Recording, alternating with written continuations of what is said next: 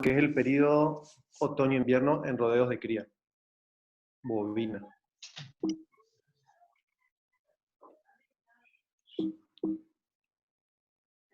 Bueno. Vamos a empezar con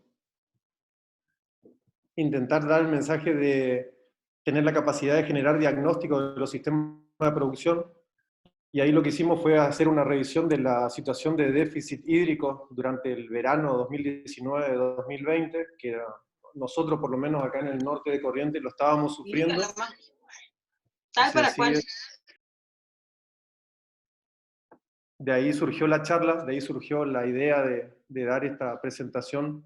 Dijimos, por las dudas que este periodo de sequía continúe, más vale presentemos algo, guía de recomendaciones para que los productores, alumnos y otros profesionales tengan acceso a este tipo de información.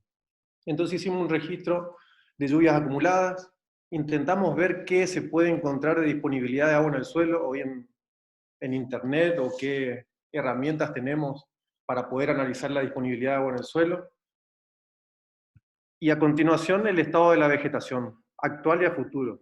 ¿Qué disponemos o qué dispone un profesional hoy como para evaluar el estado de la vegetación actual y futuro? ¿O qué herramientas necesitaría para realizar ese análisis?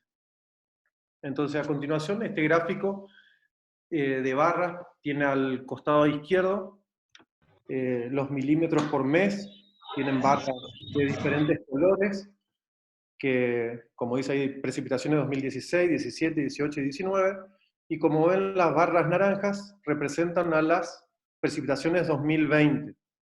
Esto es muy ajustado a la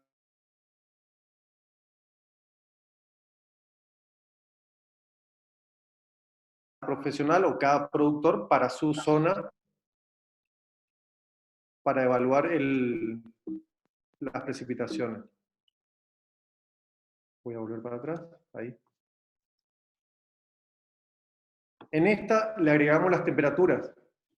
Son las mismas precipitaciones, nada más que las precipitaciones están en líneas, y es para que vean o traten de ver la variabilidad que hay en las lluvias y no así tanto en las temperaturas. Y abajo, en barras oscuras, barras grises, negras, están las precipitaciones históricas.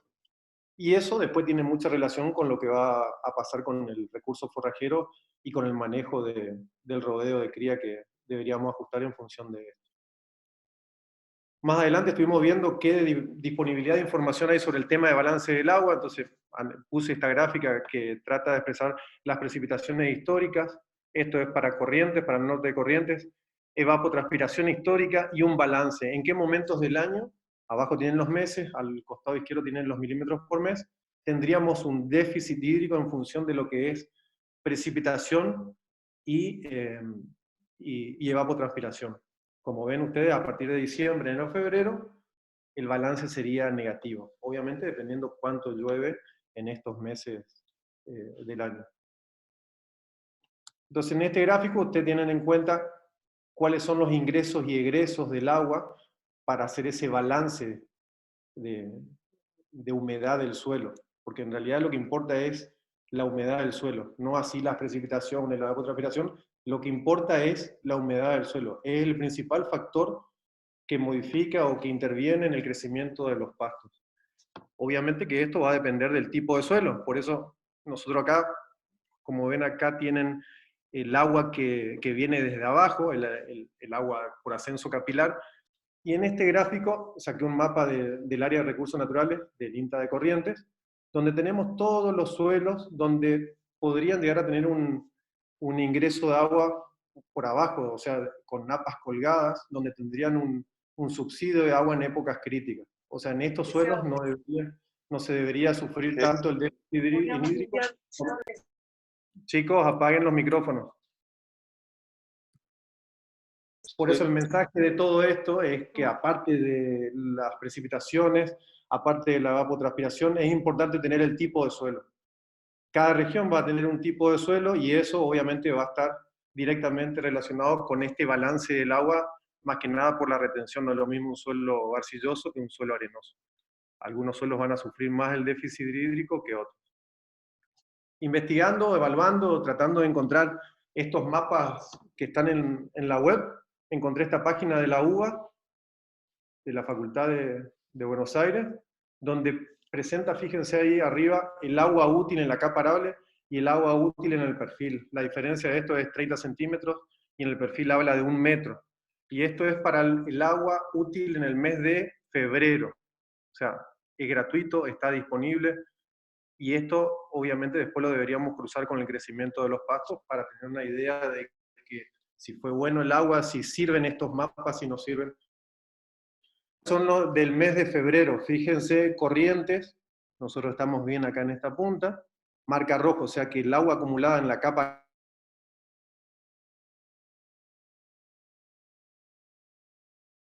podría llegar a ser el manejo a continuación de los recursos forrajeros que tenemos dentro del sistema.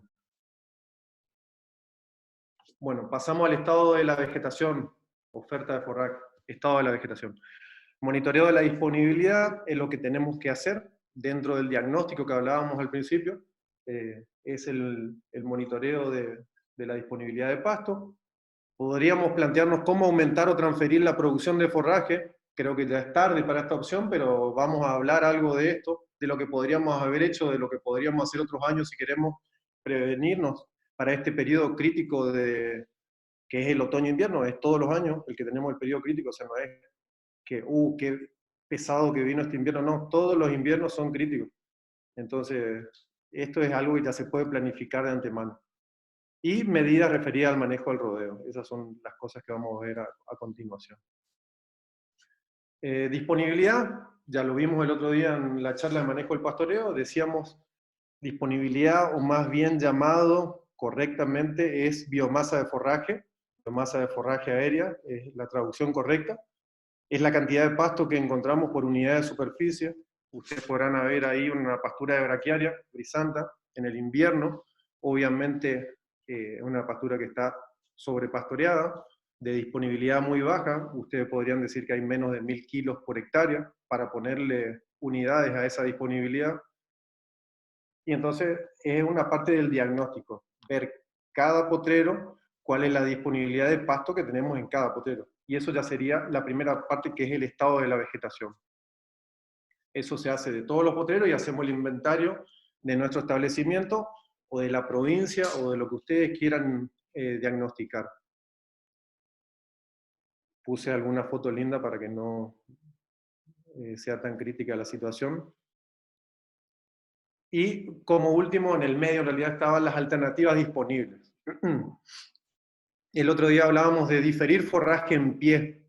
Esto ya era reservar algún potrero, o sea, era no utilizarlo con los animales en cierto periodo. Hablábamos de no usar en febrero, marzo, abril para diferirlo hacia mayo, junio, julio, agosto, o diferir forraje para el periodo crítico. Otra alternativa que encaja bien para los sistemas de producción del norte es la caña de azúcar, obviamente dependiendo del tipo de suelo. Hay un trabajo realizado por el área de recursos naturales, que está Dietmar Kurz a la cabeza, del área disponible para el cultivo de caña de azúcar en la provincia de Corrientes. Hablaba de suelos muy aptos y no aptos, eso está disponible en la web. Otra alternativa son los verdeos de invierno, pero como viene el periodo de lluvias, o sea, bajas precipitaciones, por lo menos en lo respecta al norte, los verdeos de invierno, avena negra, ryegrass u otros, los daríamos de baja, si es que no se revierte la situación de las precipitaciones. Y los forrajes conservados. Acá hablamos de haber hecho o de tener pasturas megatérmicas disponibles para serenos, en forma de rollos o en forma de fardos, o haber sembrado allá en diciembre o en septiembre algún maíz o algún sorgo para hacer ensilado y transferir ese forraje para el invierno. Son diferentes alternativas dependiendo de la región, dependiendo del tipo de suelo, dependiendo de las precipitaciones, dependiendo del perfil del productor. Yo puedo decir, esta alternativa es más conveniente para un productor o para otro.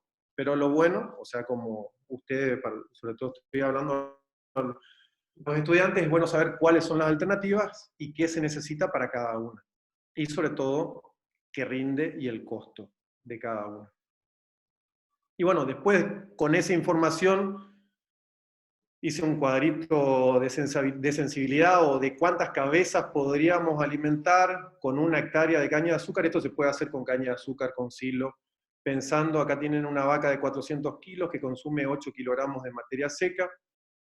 Si quiero alimentar 25 cabezas, 50 cabezas, 100 cabezas, 150, 200. Estas son las cantidades de días posibles de alimentar con un... Entonces la idea es, en función de la alternativa que yo elegí, armar el cuadro para cuántas cabezas puedo alimentar. Si es un cultivo de caña de azúcar que lo voy a picar y moler y después llevar en un mixer para repartir, cuánto necesito para tantas cabezas y prepararme para el periodo crítico que para Corrientes podemos considerar que arranca a partir de mayo, junio, julio, agosto hasta septiembre, dependiendo cómo viene el año. Pero esos son los 4 meses, 120 días, donde tenemos que pensar en un subsidio de forraje en cantidad y calidad. Alguna foto de lo que estábamos hablando es transferir ese forraje de alta producción de primavera-verano hasta otoño para ser utilizado en el invierno. Hay diferentes formas de utilizar estas alternativas que hoy veíamos.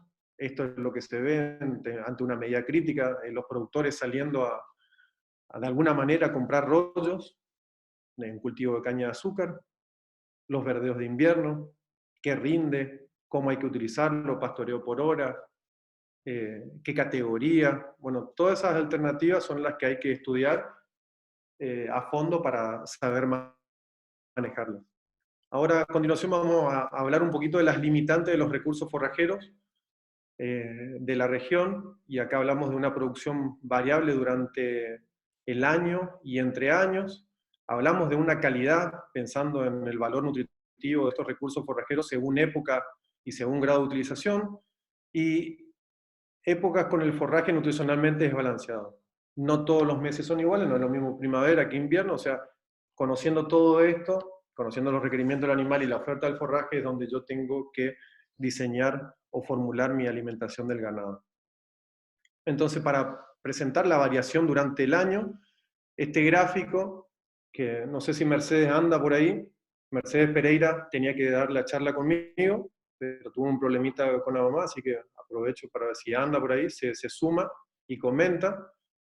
Pero esta es la producción primaria neta, o la biomasa producida mensualmente por un pastizal del norte, en la experimental de Corrientes, acá por ruta 12 en Sombrerito. Las barras indican los kilogramos de materia seca por hectárea por mes, y las barras negras es el desvío estándar. Esto es un resultado de 10 años de acumulación, o sea que hay años que el pastizal en enero produce 500 kilos, casi 600, y hay años que produce 1100, 1200. ¿Cuál es el combustible de esto? Básicamente, como veíamos hoy, son las precipitaciones.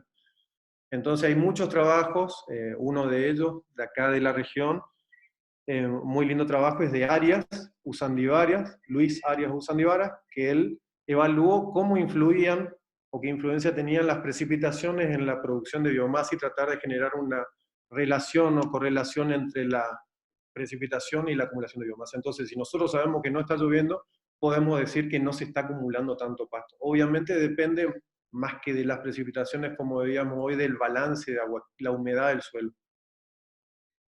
Esto es presentado de otra manera, el mismo gráfico, nada más que les puse los máximos, mínimos y el promedio, como para que ustedes tengan una idea. Esta información la vamos a usar más adelante, pero era para ver que se marque un poquito más la relación entre los 400 kilos de enero y los 1200 que podemos llegar a producir si las precipitaciones son buenas. Obviamente que no hay que dejar de lado el manejo. El manejo tiene mucho que ver con la productividad de nuestros recursos forrajeros, ya sea pastizal o ya sea pastura. Otros gráficos para que vean la relación entre años. Estos son años, acá el 1, 2, 3, 4 son diferentes años, y esta es la producción por año de ese pastizal de Sorghastrum setosum en la experimental de Corrientes, son datos de la ingeniera Golfar. Esta es la producción anual, fíjense lo que es invierno. Podemos decir que el 95% de la producción se produce en primavera, verano, otoño. O sea que viendo estos gráficos nosotros podemos pensar que no podemos tener la misma carga durante el año, salvo que planifiquemos mediante el uso de alternativas, ya sea diferido forraje, transferir forraje para el invierno y otras que vamos a ver más adelante. Pero quería con estas filminas que les quede claro la producción estacional del forraje. Acá esta figura trata de demostrar la acumulación. Esto también es un trabajo que se hizo. Yo lo hice con los datos de la experimental, pero también se hizo en la experimental de Mercedes. ¿Qué pasaba si cerrábamos el pastizal en febrero? ¿Qué pasaba si cerrábamos el pastizal en marzo? Lo mismo en abril, y pensando en arrancar la utilización allá por mayo. Entonces, dependiendo del crecimiento de nuestro pastizal, yo puse acá a la izquierda kilogramos en materia seca por hectárea, puse máximo, promedio y mínimo. En un año bueno, acumulando 4 meses, 112 días, estos son días de acumulación antes del 1 de junio, entonces podríamos llegar a tener un máximo de 4.500. Tal vez es mucho, la calidad de nuestro forraje tal vez no sea la adecuada, pero si tenemos un promedio de este crecimiento, podríamos acumular 2.500, que es lo que recomiendan muchos profesionales, San Pedro, la gente de Mercedes, Venderki, Jorgelina, bueno, todos los que están en el tema de suplementación, siempre decimos que hay que entrar al invierno para que lo que hagamos en términos de suplementación tenga un buen impacto. Y lo que pasaría con un mínimo. Esto da una idea de cuánto forraje yo podría acumular si cierro en febrero, si cierro en marzo, si cierro en abril. Nosotros estamos acá, o sea, tal vez estamos tarde para esta charla, la tendríamos que haber hecho en marzo para que un productor pueda decir, no, tengo que cerrar algún potrero para transferir o diferir para ser utilizado en el periodo invernal. Y esto es más que los resultados productivos, las ganancias de peso y la relación que tienen con la producción de pasto. Estos son los kilogramos por animal. Esto es tenía un ensayo con una carga de un animal por hectárea. Era un novillo, creo que de 400 kilos, si mal no recuerdo. Se lo ponían, para que tengan una idea, en septiembre y se lo pesaba al año. Y esta es la producción estacional. Fíjense que los principales meses donde el animal ganaba kilos eran primavera-verano, otoño casi nada y en invierno perdía. Eran ensayos rígidos, cerrados, pero es producción año, o sea que son datos muy, muy buenos, digamos, difíciles hoy de conseguir. Y acá les dejo algunos conceptos: productividad primaria neta aérea, y les puse ambiente porque va a depender del ambiente. Está dada como a mí me tapa un poquito esta tecnología, la productividad de los pastizales, la tasa de formación de la biomasa aérea de la comunidad vegetal por unidad de superficie. Esa era la productividad primaria neta. También la vamos a ver como ABA o acumulación de biomasa aérea, o hay diferentes formas que por ahí los científicos, los profesionales o los que dan charlas usamos diferentes cosas. La idea es que sea la misma definición para todos y no los confunda. Según Oesterheld, acá les pongo la cita, es un elemento determinante en la biomasa para los herbívoros domésticos y por lo tanto tendrá mucha relación con la carga animal. Por eso al hablar de carga animal ya pongo la receptividad como para ponerle algunas palabras clave o que tienen que incluir dentro de su vocabulario, que tienen que saber claramente qué significa, definida como las unidades animales que soportan un área para pastoreo sin que se deterioren el suelo y el recurso forajero. Y por último, en pastizales es importante considerar la capacidad de retención hídrica del suelo y a las precipitaciones a medias anuales como medias anuales como variables. Este trabajo de este profesional se hizo en Estados Unidos, donde él evaluó la productividad primaria neta de diferentes ambientes y correlacionaba las precipitaciones y las temperaturas, y hizo una fórmula bastante sencilla como para decir que si llovió tanto, el pastizal producía tanto. Acá pongo alguna gráfica de lo que sería la acumulación de biomasa. Esto ya lo pongo en días, expresado en días. Fíjense acá, está mal. Esto es por día, no es por mes. Acá hay un error. Pastura megatérmica, hectárea, grama, esto tómenlo como un promedio. Braquiaria, cualquiera de las que más se implantan en el norte. Y un pastizal. Esto es la curva de acumulación diaria por mes, promedio, de un pastizal versus pastura megatérmica. También hablábamos de la variación de la calidad dentro del año. Estos son datos de la experimental de Mercedes. Acá expresa la digestibilidad, cómo varía en el año. Obviamente que también va a variar mucho en función del manejo, pero es para que a ustedes les quede en mente que no es lo mismo un forraje en primavera, o un pastizal en primavera, o una pastura en primavera y otra en verano, otoño, invierno. Eso era proteína, y también hay datos de fósforo, sodio, el contenido, como para pensar en una alimentación adecuada para nuestro rodeo. Bueno, pasamos a la parte de producción animal. Yo no sé si, Franco, vos diste el mensaje de que las preguntas las pueden ir anotando y las hacemos al final, pero por ahí va a ser larga la Sí, la sí, presentación. ingeniero, para el final. Perfecto. Medidas de manejo. Acá pusimos ajuste de carga por categoría, por condición corporal. Practicar el destete, o sea, hay mucha gente que todavía no hizo el destete de los animales.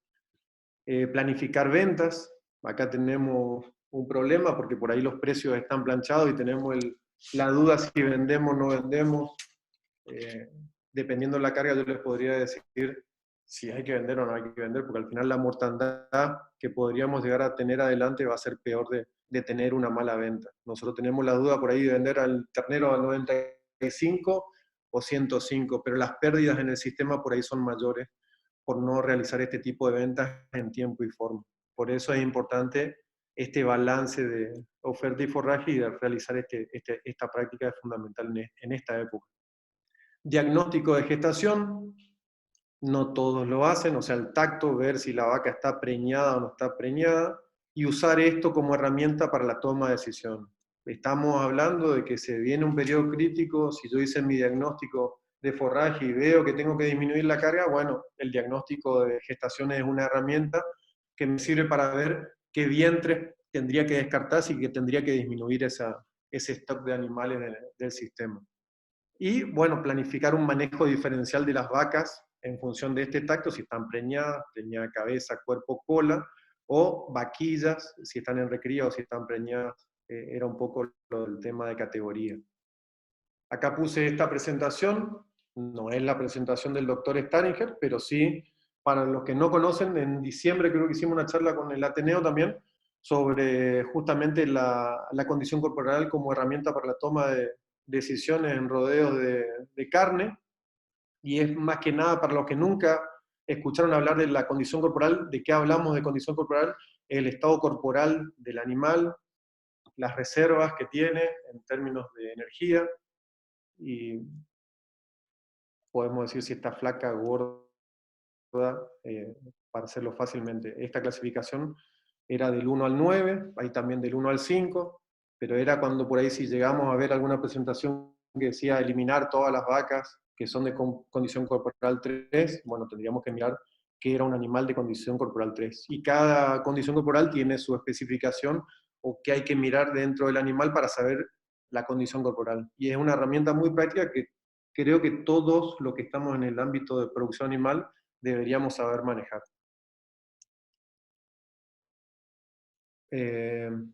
También hay dos presentaciones hablando del tema de recomendaciones de sequía. Hay un librito del IPCBA, si los googlean o si ya googlearon, búsquenlo, bájenselo. Y hay otra guía de recomendaciones del doctor Balbuena, o del área de investigación de la Estación Experimental de Colonia Benítez, donde él presentaba esta tabla de probabilidades de sobrevivencia en porcentaje, y consideraba el estado de gestación, o sea, preñada, cabeza, cuerpo, cola o vacía, y la condición corporal de los animales. Por eso anteriormente les puse que era una vaca flaca y que era una vaca gorda, para que tengan idea de qué es lo que vamos a hablar acá adelante. Entonces ustedes acá tienen el estado corporal, la condición corporal, y tienen la condición de preñez. Vacía, tienen preñada, cola, cuerpo y cabeza, o sea, estas vacas van a parir primero. Si tenemos un servicio estacionado de octubre, van a parir a partir del 11 de julio. Si tienen el servicio estacionado a partir de noviembre, lo van a hacer a partir del 11 de agosto, y así sucesivamente. O sea, la gestación tiene un periodo más o menos acotado, 284 días, más o menos 15, 20 días, según la bibliografía que lean, pero sabiendo Si tenemos un servicio estacionado, cuando sacamos los toros, podemos saber hasta cuándo va a ser la preñez, y si tenemos esa información de nuestro buen veterinario que nos dice bien cuáles son las que están preñadas cabeza y cuáles cola, podemos generar un manejo diferencial. Vuelvo a la tabla, que me fui. Esto hablaba de la probabilidad de sobrevivencia. ¿Qué significaba esto? Voy a medir a los extremos. Una vaca con estado corporal bueno, gorda, no gorda, condición corporal 5 o 6 de la tabla que estábamos viendo, y que esté vacía, va a tener un 99% de probabilidad de sobrevivir ante un periodo crítico. Acá lo podemos llevar, si quieren, al año pasado, estábamos inundados, creo que estábamos con exceso de agua. O sea que esto por ahí puede servir para los dos eventos críticos, sequía o inundación. En cambio, si estamos con una preñez cabeza, me voy al otro extremo, con un estado corporal muy flaca, condición corporal 1 o 2, la probabilidad de sobrevivir de esos animales va a ser del 10%. Eso significa a qué animales yo le tendría que dar más atención, a qué animales yo tendría que reservarle los mejores potreros, a qué animal yo tendría que suplementar o alimentar para que sobreviva durante ese periodo crítico. Una tabla muy útil, por ahí no se le da el suficiente uso para clasificar el rodeo en diferentes grupos. Esta tabla expresaba disculpen porque está en inglés, pero también, hoy no sé con quién hablaba, creo que con mi papá, y me decía por qué poner las cosas en inglés, porque el mensaje, uno de los mensajes que tenemos que saber inglés, o sea, el que no sabe inglés, póngase a estudiar inglés, les va a servir mucho. Pero esta tabla expresa la condición corporal del animal y los kilos que hay en 3 condiciones corporales. Eso es lo importante que quería que vean de la tabla. Los kilos necesarios para pasar de una condición corporal a otra. 26, 27, para que vean que es variable.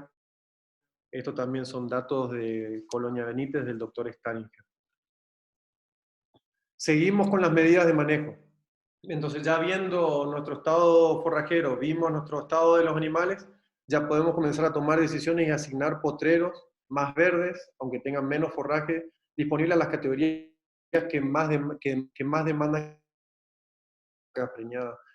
O sea, eso que acabo de decir por ahí no es un mensaje tan claro, porque ¿qué es un forraje verde? ¿Qué es baja disponibilidad? Esto es algo que tienen que hablarlo con su profesional amigo o con su ingeniero o para ver qué es un potrero verde, qué es un potrero de buena calidad, qué es un potrero de mala calidad, porque esto va a variar mucho de una y otra persona. Destinar los potreros con más forraje seco para vacas, por ahí pues son más fáciles de utilizar para los animales más grandes. Reservar potreros, esto hablábamos de los diferidos, lo de menos pasto disponible para más adelante, o sea, si es que tenemos posibilidad. Normalmente no tenemos potreros para cerrar o para diferir forraje, o sea que esto no es una práctica habitual dentro de los sistemas de producción, hablando de corrientes. Bueno, también se pueden reservar potreros que en este momento estén sin agua. Según el tipo de suelo, posiblemente haya diferencia en el almacenamiento de agua. Loma y bajo, y posiblemente los animales, por una cuestión de elección, les gusta estar más en la loma y sobrepastorean ciertos ambientes. Si tenemos la posibilidad de utilizar los potreros que tengan más reservas de agua en este momento y diferir esos potreros que están sin agua, podría ser una medida adecuada para este momento. Bueno, con todo esto, otra cuestión que hay que revisar es la capacidad de carga del sistema. ¿En dónde estamos parados? ¿Cuántos animales? Ya hicimos el inventario de nuestros recursos forrajeros, vimos la receptividad, vimos qué potreros están en buen estado, hicimos un listado de nuestros 12, 15, 20 potreros, 50 potreros, y los cruzamos con la información del estado. Y ahora viene la capacidad de carga. Hay diferentes fórmulas para calcular la receptividad, la producción de forraje, el coeficiente de utilización que le asigna a ese potrero, 30%, 50%, o sea, del forraje acumulado en pie, cuánto el animal puede llegar a aprovechar según pastoreo, y cuántos kilos por animal yo asumo que va a consumir en el mes o por día. De esa manera yo puedo calcular la carga animal, eso es lo que dice la fórmula. Entonces, volviendo al pastizal de esos 10 años acumulados, yo aplicando diferentes coeficientes de utilización para los meses de un trabajo de Goldfarb también, Goldfarb, Casco, Arias, et al., para no decir todos. Del 97 al 92 hicieron un trabajo de eficiencia de cosecha de un pastizal y asignaban diferentes eficiencias de utilización para los diferentes meses, para primavera, verano, otoño, para no decir todos los meses. Y eso yo lo fui aplicando a los diferentes crecimientos de pastizal. Más que nada para ver, obviamente, si este año es malo, yo tomaré una curva que es mala o baja y pondré mi carga animal o mi receptividad, cuánto es lo que puedo tener. Acá a la izquierda tengo unidad animal por hectárea. Pónganse un animal de 400 kilos, 410 kilos, esa es la unidad animal y eso es el 1, es un animal, y obviamente 0,5, fíjense cómo cae en el invierno. Sin embargo, yo le pongo la línea roja, esa que atraviesa, pensando que un sistema tal vez está con esa carga global. Pues nosotros no hacemos, no copiamos la curva de producción de pasto, de forraje disponible. Normalmente nosotros tenemos un stock fijo a lo largo del año, por eso les puse eso, puede ser que sea esta. Pongo como un semáforo rojo, amarillo y verde, porque el verde en teoría va a tener menos problemas para este periodo crítico que es mayo, junio, julio y agosto. Entonces, lo importante es hacer este inventario de oferta forrajera y ver en qué situación estamos nosotros. Estamos en la roja y bueno, fíjense lo que podría llegar a ser el periodo crítico. Va a arrancar a partir de abril y se va a extender hasta octubre. Si nosotros estamos con la carga amarilla, con la carga global amarilla, posiblemente el periodo crítico sea más corto y con una... Pero todo esto nosotros podemos hacer ajustando, haciendo el diagnóstico, vendiendo esas vacas que podemos refugar, vendiendo toda la recría, me refiero a machos, dejando la recría necesaria. Tal vez este año hasta podríamos pensar, si estamos en rojo, no dejar reposición para ajustar la carga, pero bueno, eso va a depender de cada sistema. Y después ponemos la carga que resultó de ese inventario. No va a ser esa, supongo, pero... Entonces yo esto lo hice con un sistema real de producción, puse la unidad de cría de corrientes, puse la cantidad de animales, 300 vientres, los meses, la producción de la producción de pasto, puse un servicio estacionado, es lo que tenemos nosotros desde octubre a diciembre, los nacimientos, en qué época son, destete, tacto y ventas, acá en marzo, fíjense, acá tienen los requerimientos, oferta y demanda, una suplementación proteica, nosotros siempre hacemos las vaquillas de 1 año y 2 años, en tore a los 2 años, en septiembre, octubre, cuando tengan el peso adecuado y score genital según lo que nos dice el veterinario, si están aptas o no están aptas. Este precoz, esto es una planificación del manejo del rodeo de cría general. Pero lo que hice fue modelar qué pasa si el periodo crítico de forraje me cambia. Fíjense que la barra amarilla, la línea amarilla ve el crecimiento del pasto y ya me comienza a generar un déficit forrajero. Esto va a depender de cada situación. Por eso es importante esta práctica de manejo que ustedes ven acá, destete, tacto y ventas, de que esta curva amarilla disminuye y trate de estar lo más cerca posible a lo azul. O sea que no sean tantas las deficiencias de forraje que estamos. Hasta acá terminamos la parte de manejo animal, referida a inventario, y pasamos a otra alternativa que es la suplementación. Ya pensando en que estamos en periodo crítico y necesitamos de la suplementación para corregir esas diferencias. Entonces pongo acá algunas consideraciones para lograr una suplementación en pastoreo, para lograr una suplementación efectiva, vamos a poner otra palabra ahí, desempeño invernal de recría en condiciones de poco pasto, y otras recomendaciones. Objetivos de la suplementación, esto más que nada para que les quede algo de teoría: compensar limitante impuesta por las pasturas, calidad, disponibilidad. Acá hablamos de todo, términos proteína, energía, minerales, alimentar, en términos de nutrición. Balancear la provisión de nutrientes de la pastura, energía a nivel ruminal para el animal. Y después productivos. Productivos hablamos de incrementar la producción individual por hectárea o mejorar la utilización de los recursos forrajeros. Esto es un gráfico que intenta expresar los requerimientos del animal en términos de proteína y energía. Es un slide de Pedro Pérez, de la gente de Tucumán. Acá arriba a la izquierda tienen la energía metabólica en kilogramos de materia seca, en megacal, de energía metabólica por kilogramo de materia seca, y acá el porcentaje de proteína. Estos son los requerimientos de los animales. Un ternero lactando, para tomar un ejemplo, necesita entre 18 y 20, va a depender del peso, y de energía podemos hablar de 2,7 a 3,1. Eso es lo que estaría simulando lo que el animal está, lo que el ternero está al pie de la madre, lactando y comiendo algo de pasto si es que tiene más de 60 días. Y así para todas las categorías. Y lo mismo presentaba Pedro, Manuela Toranzo, su esposa, con la oferta de forraje. O sea, cada recurso forrajero o suplemento va a tener una concentración de proteína y de energía. Y de esa manera era ver cómo yo hacía para compensar o qué recurso forrajero usar para cubrir las demandas del animal. Bueno, acá les puse algo de números para que se mareen, se pierdan, pero puse todos los suplementos, subproductos posibles de encontrar en la región: afrecho, arroz, pele de trigo, semilla de algodón, pele de algodón, estoy acá a la izquierda. Después hice 2 raciones acá: maíz más concentrado proteico, o afrecho, arroz más semilla de algodón, y por último puse la avena. Esto es más que nada para presupuestación, para ver qué suplemento proteico o qué recursos forrajeros me conviene comprar.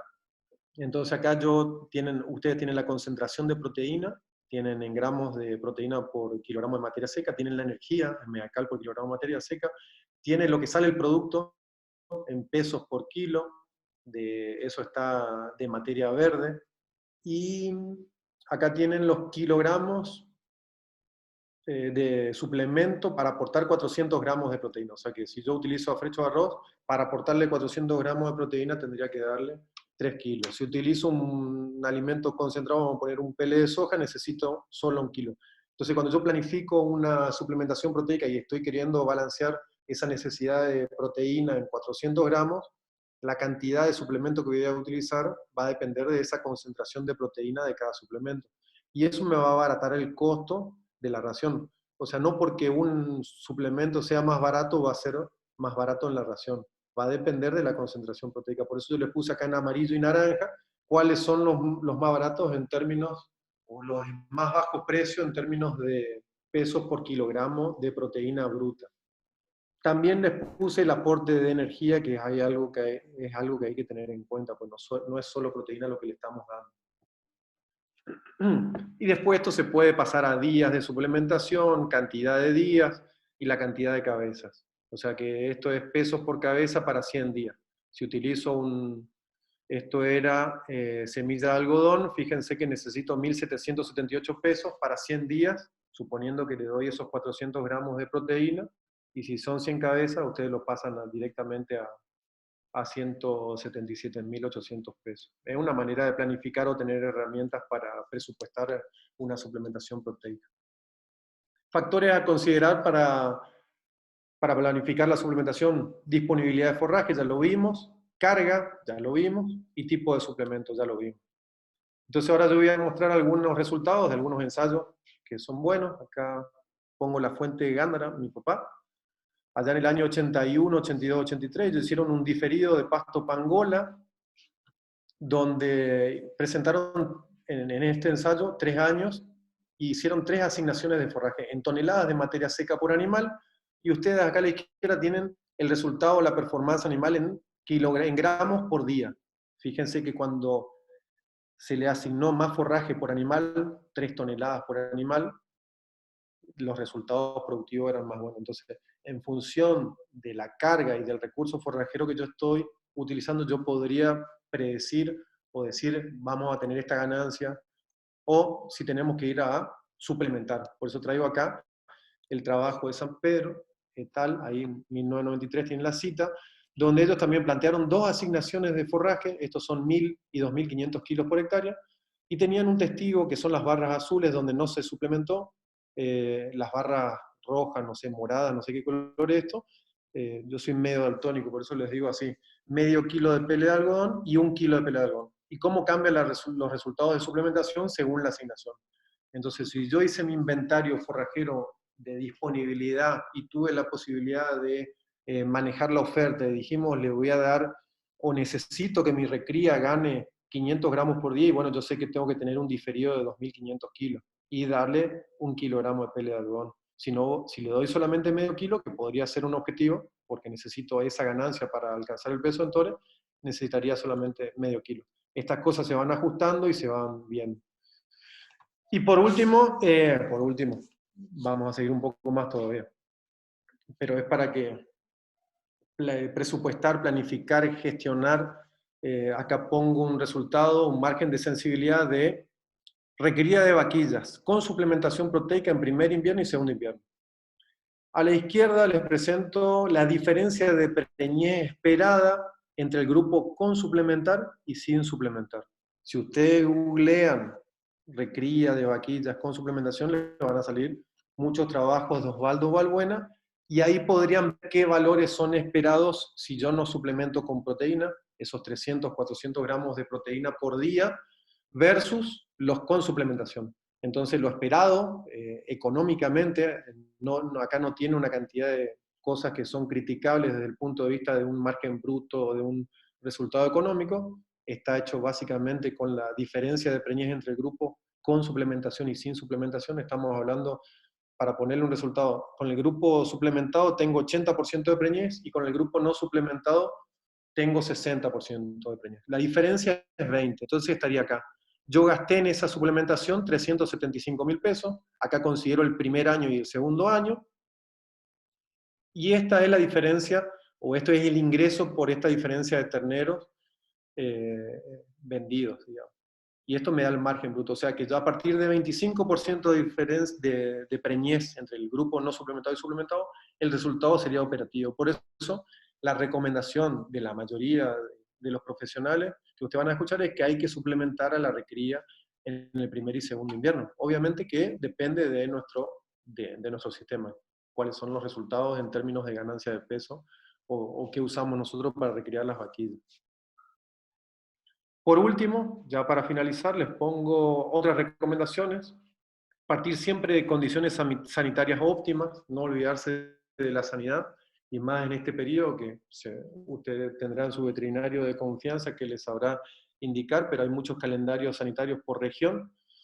En términos de suplementación, periodos de adaptación, eso no empezar progresivamente, dar pocos animales, tener las instalaciones adecuadas. Practicar esto, la tercera, vamos a la observación de lectura de bostas para hacer un análisis por ahí de si hay animales con diarrea o no, si hay algún cuadro de acidosis o no. Es solamente recomendaciones que se podrían transferir o decir al personal que maneja los terneros, o recría vaquilla o lo que sea que observen. Utilizar grupos de animales parejos, mismo peso, misma categoría, para que no haya competencia, para que el consumo sea lo más parejo posible.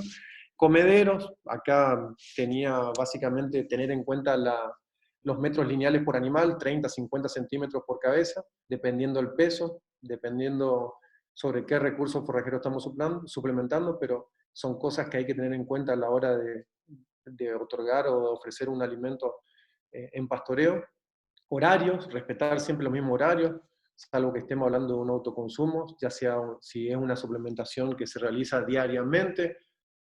Estudiar o leer un poquito el tema de la suplementación infrecuente, o sea, no todos los días, los resultados por ahí, si hablamos de una suplementación proteica o energético-proteica, los resultados productivos por ahí son los mismos o no hay tantas diferencias y nos podrían sacar mucho trabajo en términos de logística para el personal y les sobraría tiempo para otras tareas, o sea que este es un tema a estudiar para estos periodos críticos para disminuir tiempo operativo, la suplementación infrecuente. Hay muchos trabajos de Osvaldo Balbuena en dar la ración 2, 3 veces por semana, y hay bibliografía que también cita de hasta dar una sola vez por semana. Y los resultados obviamente son bastante cercanos a los de ofrecer diariamente. Y por último, la recomendación siempre la damos, pero pocos lo hacemos, es de realizar el análisis del agua. Para concluir un poco la charla y comenzar con las preguntas, les dejo estas recomendaciones finales: realizar un diagnóstico del establecimiento, tal vez hay más herramientas para cargar a nuestro diagnóstico, ajustar las cargas con ventas, traslados, de la manera que ustedes quieran, subsidiando el sistema con recursos forrajeros de afuera, pero ajustar la carga. Planificar la alimentación, si vamos a dar, ya es momento de averiguar precios, de ver de cómo lo vamos a hacer, qué categoría vamos a suplementar, en qué potrero se va a hacer, ir preparando la infraestructura necesaria.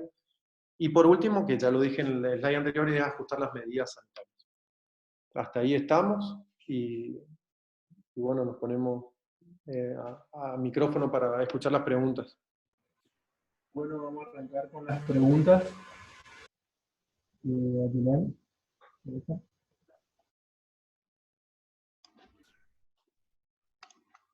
Ahí va. Vamos a buscar las que... Em,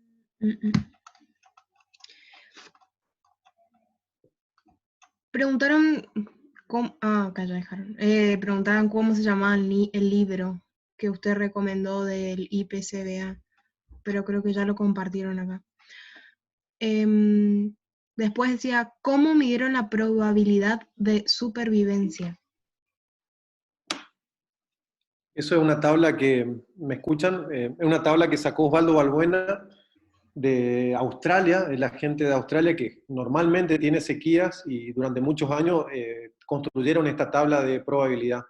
Es solamente para tener en cuenta la categoría, el estado corporal y pensar en una probabilidad de sobrevivencia para la toma de decisiones. Tal vez no está ajustado para acá, pero es algo que está dentro de estos libritos o de guías de recomendaciones que están disponibles en la web. Por eso la presenté, me pareció una buena herramienta para tenerla en cuenta y manejarla. Bueno, otra dice, una consulta, ¿la que pare en preñez cabeza no es más la probabilidad de abortar que la de morir?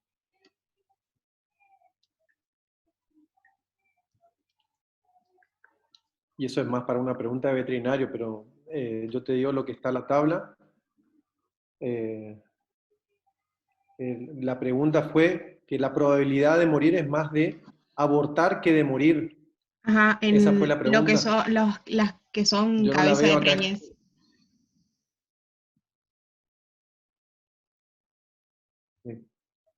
Yo no leí casos de aborto por esta restricción. En esa gráfica hablaba de mortalidad de animales, digamos. No hablaba de abortos. No te puedo responder. Tal vez hay algún veterinario disponible que levante la mano y responda la pregunta.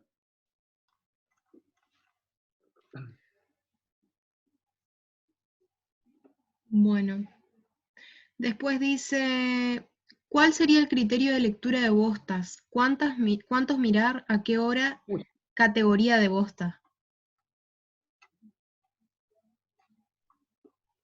hay bastante en la web, hay unas libretitas o hay, en realidad, el otro día estábamos recorriendo algunos potreros con Oscar Mastandrea y él justamente nos decía lectura de bosta. Esto hay algo que hacerse el ojo, hay algunos folletos, si estamos hablando de una alimentación a corral, una suplementación a campo, cuál sería la lectura de bosta, pero hay bastante en, en la página de producción animal y hay trabajos que ustedes pueden encontrar fácilmente donde hay fotos bastante ilustrativas de esto que les digo, qué es una buena bosta, qué no es una buena bosta, como para pasar a otra pregunta. Pero hablaba de la consistencia de las botas, si salpica, si no salpica, si es dura, si forma torta de las... bueno, hace una descripción de la bota bastante y asume una ganancia de peso o un cuadro sanitario en función de esta bosta que estamos observando. Bueno, la siguiente dice, en un establecimiento de ciclo completo, ¿Sí? ¿a qué categoría suplementaría?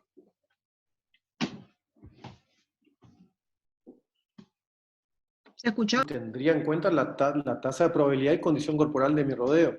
En términos económicos, lo que por ahí más te impacta dentro del sistema es adelantar esa edad en tore o de que tu recría, que por ahí te está generando una categoría improductiva dentro del sistema, se preñe el 100%, 95%, 90%. O sea, nosotros la recomendación que hacemos normalmente es suplementar a ¿cómo se llama? A la recría de 1 año, de 2 años, según el peso que vos tengas.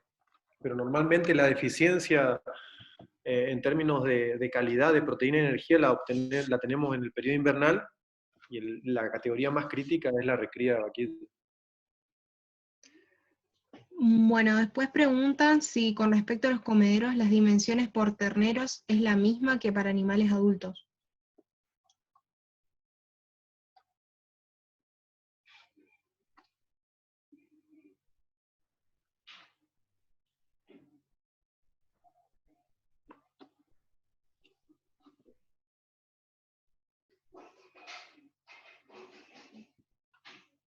No es la misma, cuanto más comedero tengamos, mejor. Obviamente yo le presenté unos rangos de 30 centímetros versus 50, 30 centímetros por ahí podemos considerar para un ternero, y 50 centímetros para un animal más grande, pero en función del tamaño del animal, de los kilos del animal, va a estar relacionado con los metros lineales del comedero.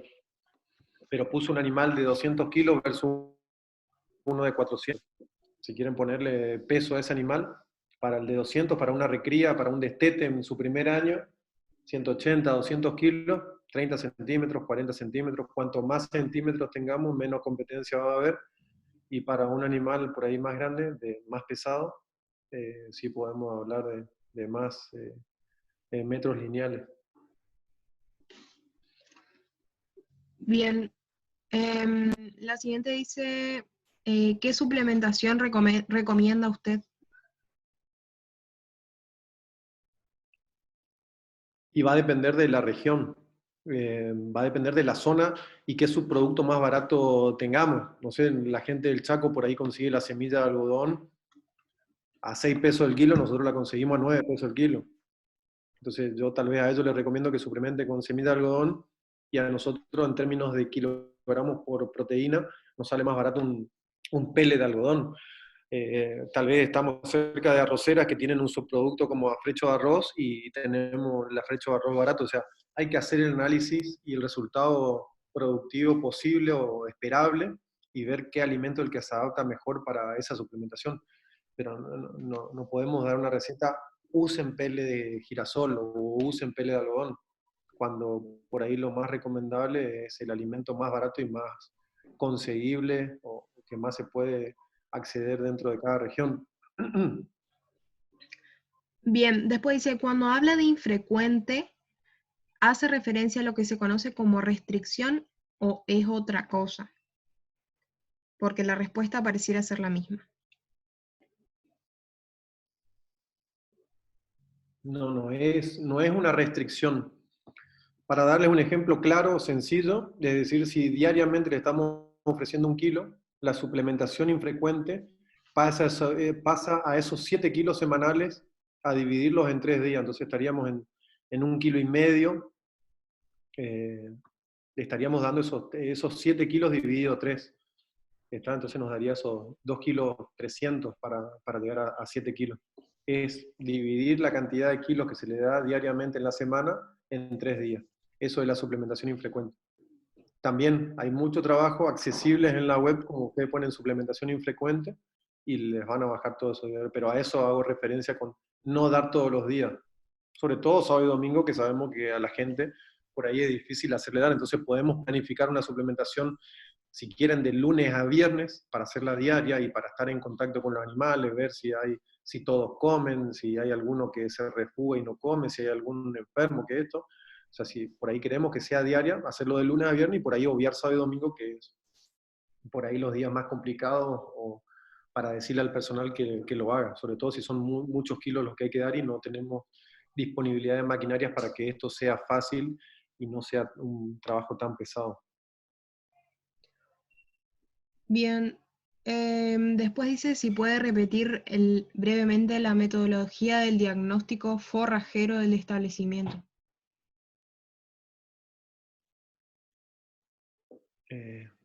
La metodología del diagnóstico forrajero es tener en cada potrero, evaluar la cantidad de animales disponibles. Obviamente esto nos daría la carga animal del potrero y ver la disponibilidad. Y para ver disponibilidad, hay gente que puede llegar a decir, hay tantos kilos, pero previamente tendríamos que habernos hecho el ojo de cortar un cuadro de 50 por 50 o de 1 metro por 1 metro, lo que tengan ganas de sacarse la ampolla, y ver, hacerse una escala, bueno, esta altura de este pastizal o de este recurso forrajero me genera tantos kilos. Y una vez que yo hice ya varias muestras, ya sé qué es lo que significa, si tengo 30 centímetros son 3.000 kilos, o sea que hay una relación bastante importante entre altura y disponibilidad. Por ahí no hace falta estar cortando. Sí podemos decir que ahí, como el que se ve en la foto de la vaquilla, es un pastizal de 1.500 a 2.000 kilos, si bien tiene unas varas florales, es un pastizal que está muy florecido, pero abajo lo que se ve de disponibilidad son esos 1.500 o 2.000 kilos que pues, si yo voy con tijera y corto es lo que me va a dar en términos de materia seca por hectárea.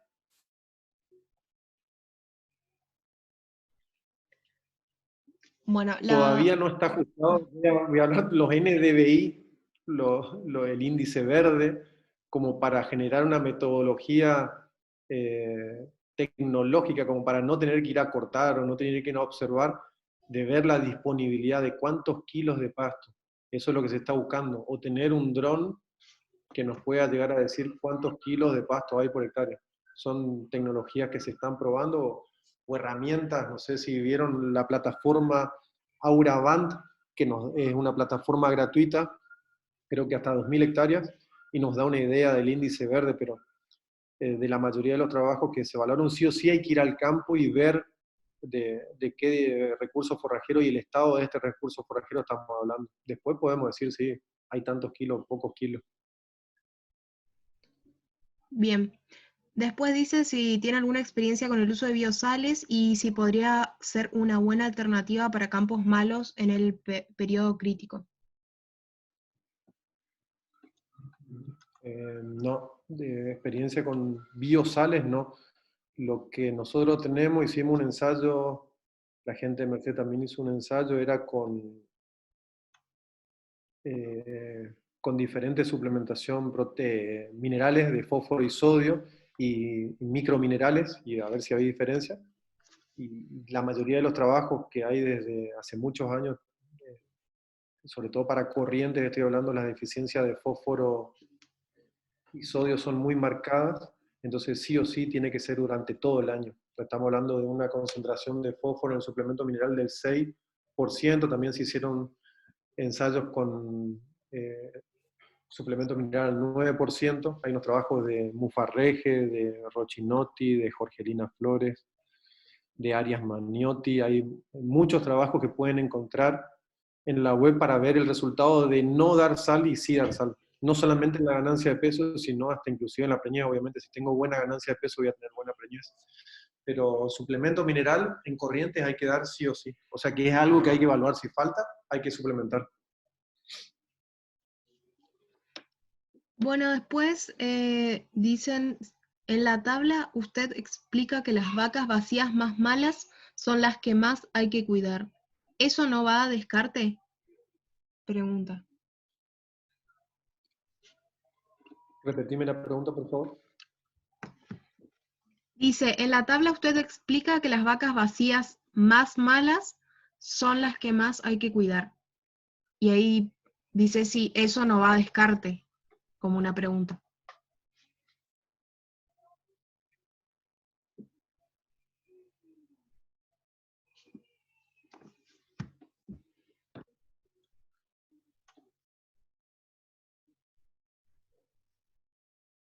Y bueno, por eso justamente está el cuadro de sobrevivencia de esto.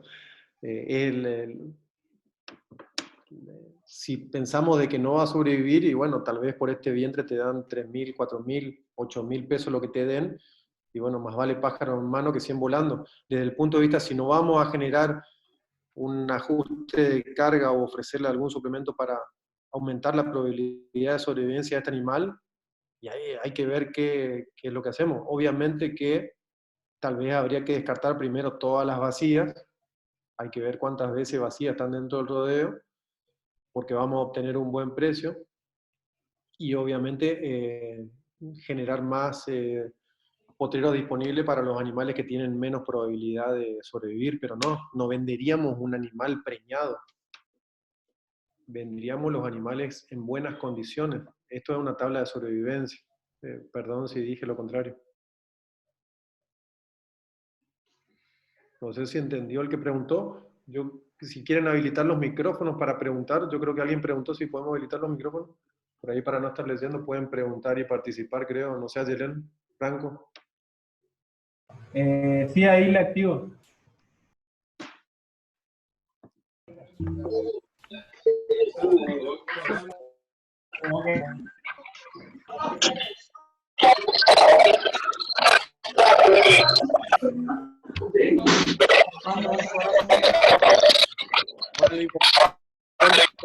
No van a hacer.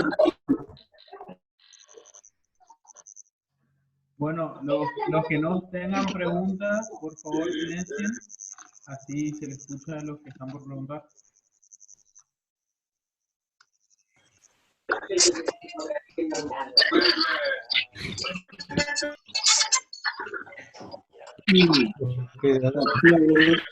Claro, sí, es un inoculante que actúa, se penetra en la raíz, en el campo de la tierra. Ayuda a fijar nitrógeno.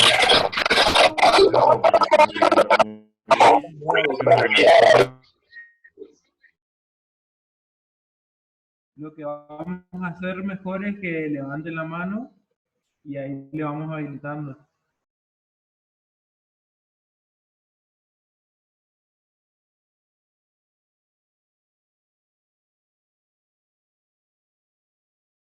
Pero podrían preguntarle lo de los ionóforos, lo dice por ahí.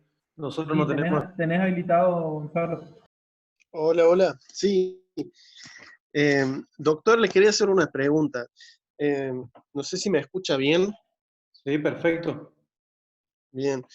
¿Qué tal? Lo saluda Gonzalo Silva de Santiago del Estero. Soy estudiante de agronomía y tengo dos preguntas. La primera, si bien ha hablado un poco sobre NDVI, mi pregunta sería si se puede estimar materia seca con solamente NDVI.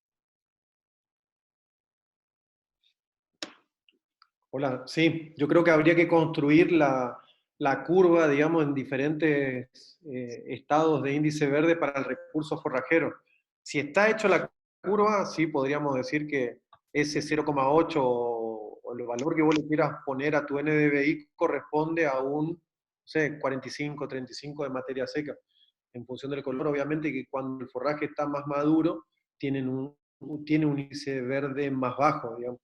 O sea que por ahí si nosotros vemos que el índice verde nos está dando un valor muy bajo, no es que hay poco pasto, es que el pasto por ahí está muy pasado o es un recurso forrajero que está muy maduro. Pero nosotros no usamos. Sé que hay muchos trabajos científicos, pero generalmente son muy específicos al recurso forrajero. Puede ser una pastura, y sí se hace la curva y se hace la corrección bastante acertada de que ese valor de NDVI corresponde a tanto de materia seca. Bien. Y otra pregunta que tengo, a modo si nos puede comentar, doctor, ¿cómo sería una buena planificación forrajera para, sobre todo para el noreste del país, en donde se encuentran ustedes? Sí. Bueno, obviamente que por la buena planificación, estamos hablando que el principal recurso forrajero es el pastizal. La mayoría de los sistemas de producción acá manejan cargas de 0,5 a 0,7 EVs por hectárea, o sea que dentro de todo nuestro diagnóstico tendríamos que ver que ese valor esté muy cercano a eso, o sea, encontrar la carga óptima del sistema. Obviamente que eso se da teniendo mucha experiencia durante muchos años copiando varios eventos climáticos, y ahí tendríamos una idea del faltante de forraje que tenemos. Otra planificación es la utilización diferenciada según la época del año para que ese forraje no se pase tanto y por ahí, según categoría, obligar los animales a mejorar el recurso forrajero en términos de pastizal o pastura. Y ya entrando allá para febrero, iniciar los diferidos, digamos, de pastizal como para estos animales que el veterinario nos canta que están preñados, tener suficientes potreros reservados para manejar el periodo de parición.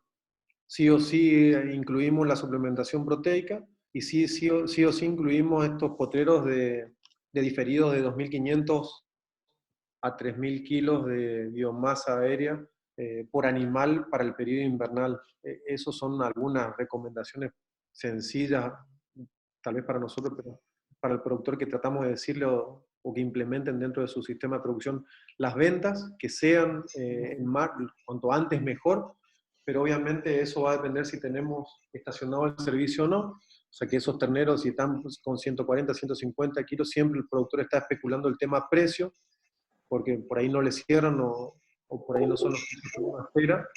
Entonces el tema de ventas en marzo-abril, que es el momento en donde cual las pasturas comienzan a disminuir su crecimiento, es muy importante desde el punto de vista de manejo. Y después otra cosa ya de todo lo que habíamos visto, tener alguna reserva como caña de azúcar o algún forraje de alta producción para ser transferido, alguna pastura que podríamos haber hecho rollos, como se ve ahí en la foto, podríamos haber hecho rollos para tener un piquete y hacer una suplementación a base de henos más suplementación proteica o energético-proteica. Pero es muy variable, no te puedo dar una receta así, las alternativas son como la cantidad de productores que existen, o sea, son muchas, y cada alternativa se va a adaptar al perfil de cada productor.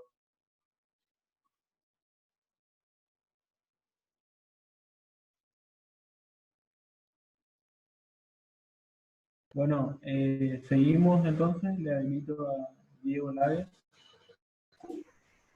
Sí, en la primera parte de la charla se habló de tener en cuenta la capacidad del suelo para el almacenaje del agua.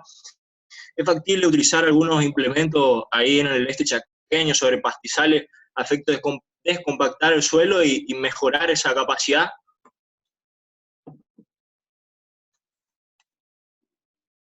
Sí. Mira, la experiencia que tenemos nosotros de descompactar es como con las lluvias que tenemos nosotros, que por ahí generan periodos de inundación, tarde o temprano el estado del suelo va a volver a su estado original, o sea que por ahí vos lo aireaste por un tiempo, pero tarde o temprano se va a generar esa compactación que vos mencionás, digamos.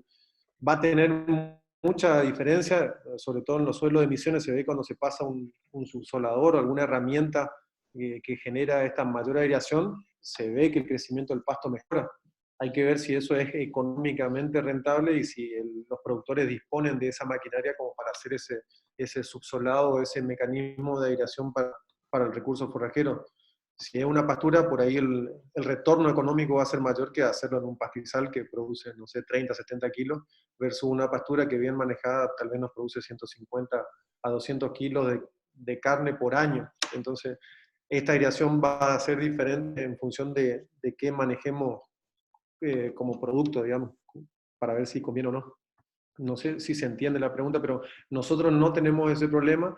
Tenemos un cordón de suelos arcillosos donde se compactan bastante y por ahí para cultivos cada 3, 5 años hacemos un subsolado para el tema de cultivos y se ve muy buena respuesta, pero a los 3, 5 años normalmente vuelve esta compactación.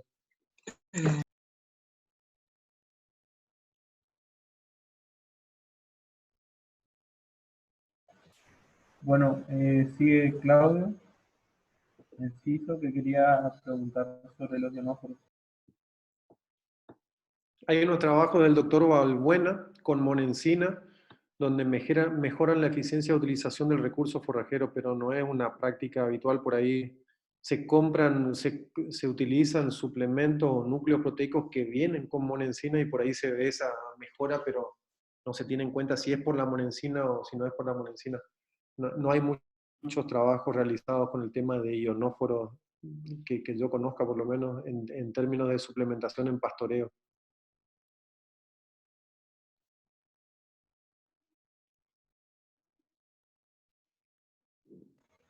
¿Alguien tiene alguna pregunta? Levante la mano.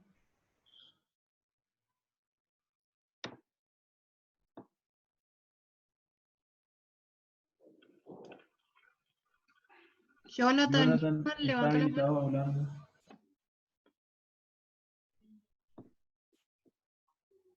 Hola, hola.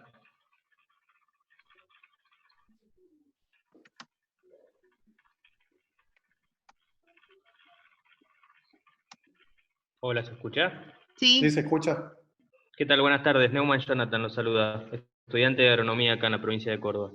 Quería hacer una pregunta. ¿Qué porcentaje de preñez el promedio que ronda en la zona de ustedes? La zona de corriente vas a leer valores de 45, 55, dependiendo de qué año. Hay un trabajo bastante nuevo, un manual de cría de San Pedro, creo que tiene año 2018-2019, donde obviamente te nombra esos valores que yo te digo, de preñez, 55, de marcación, perdón, eso es marcación. De preñez obviamente va a ser 65, 70. Perfecto. Por otro lado... Tenemos mermas muy altas, por eso es tanto la diferencia. Nuestras mermas son del 10, 15 hasta el 20% tal vez. Tema, una caja negra que todavía no la podemos descubrir. Claro. Por otro lado, quería saber si han implementado alguna estrategia con algún cultivo de cobertura y un pastoreo, o si se aspira en la zona, digamos, a esa metodología, o si hay alguna información. ¿Cultivo de cobertura como cuál? Y por ejemplo, en producciones mixtas con agricultura, digamos, algún cultivo como avena, algún verdeo de invierno, como para... Digamos, si hay alguna estrategia. Hay trabajos, hablando de cultivos de servicios, si querés, pensando que tenemos ya un área determinada para agricultura, Claro. hay una rotación específica, digamos, pero la producción o la productividad de los cultivos, viendo las inclemencias de precipitación y temperatura, son muy riesgosas, no somos una provincia agrícola. O sea que podemos tener un año de maíz de 8.000 kilos, pero podemos tener un año un maíz de 3.000 kilos. Por ahí lo más estable es el sorgo, por ahí mayor tolerancia a copiar estos eventos climáticos extremos, pero no somos muy... Están hechos los ensayos, la gente de Mercedes tiene mucho más trabajo que nosotros acá en el norte, pues ellos tienen un poquito de clima más templado, están más al sur, las temperaturas tienen mejores suelos, entonces por ahí van a encontrar mejores resultados ahí en el sur de Corrientes, donde la rotación es básicamente verdeo a base de ryegrass, Lolium multiflorum, o avena negra, también hay bastantes trabajos hechos. Y obviamente después seguir con un sorgo para hacer silaje y hacer autoconsumo y seguir una cría intensiva en poca superficie. Claro, bueno, muchísimas gracias. De nada. Luis, ¿estás? Sí, se escucha. Gustavo Vidal. Luis, te consulto, buenas tardes. ¿Cómo ves vos la implementación de este tipo de tecnología por los productores en Corrientes? ¿Qué tipo de tecnología? ¿El de los cultivos? Gustavo.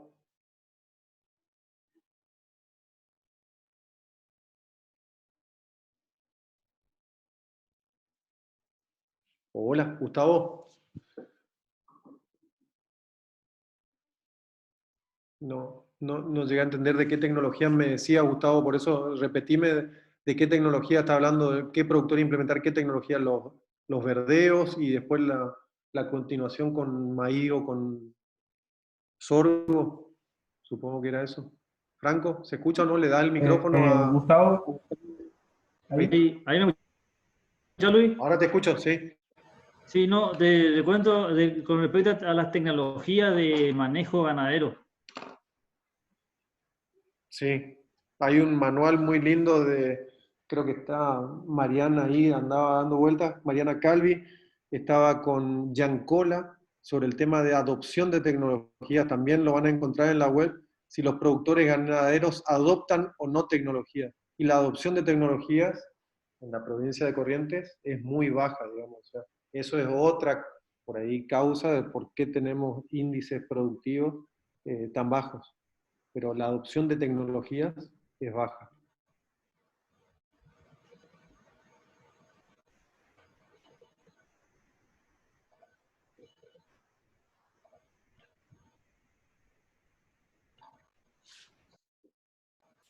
Marcos Aguirre, ¿tenés habilitado por acá?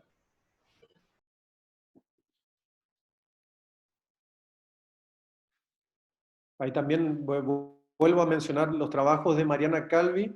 Ella siempre hace la comparación de la aplicación de tecnologías de productores según área, según zona, cómo fue variando entre años si aumentó o disminuyó, o qué tecnología fue la que más aumentó. Eso también se encuentra en la web, lo pueden bajar del sitio. No se escucha nada. No sé si hay otra pregunta, Franco. Yo no escucho nada. Acá hay un comentario. En corriente después del arroz, algunos suelen sembrar. Ese es Mauri Silvero. Sí, Mauri Silvero. Mauri Silvero, sí, es una opción.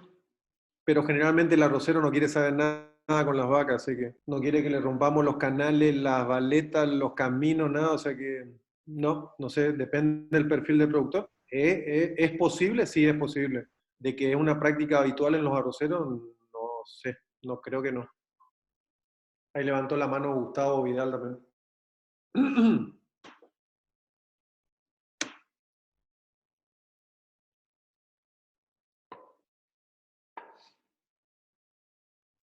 No se escucha. No sé si ¿Tenés habilitado, Gustavo? Ahí está. Luis. Sí. No, eso creo que cambió bastante, Luis, el tema del pastoreo del arrocero. Te digo que en el centro sur correntino hay una zona, el hecho de en algunos campos que hacen chacra de espejo, el sistema de rotación, un año arroz, un año ganadería, y la verdad que le ha cambiado el número a tanto a la ganadería como al arroz. O sea que, como decís, depende del perfil del arrocero, pero si vos te vas al CEN, a la zona arrocera del centro sur, ahí es muy, muy común eso. Totalmente. Obviamente que estamos hablando de pocos productores en la provincia, no sé qué cantidad de productores hay en la provincia, pero no sé si llegan a 100 y los establecimientos por ahí son grandes, o sea, donde uno aplica, la aplicación de esa tecnología es bastante importante, pero varía mucho en función del precio del arroz y del precio del ternero. Por ahí se aplica más los años donde el arroz está abajo, ahí la utilización de áreas de arroz para ganadería aumentan, digamos. Creo que es la variable condición.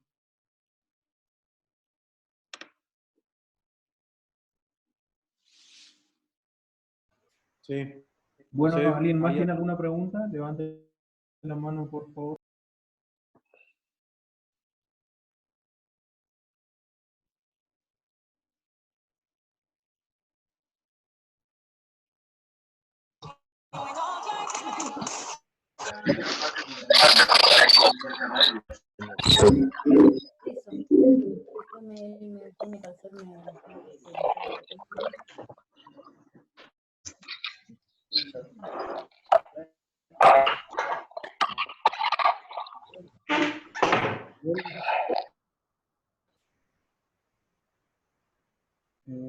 Bien, aparentemente no tenemos más preguntas.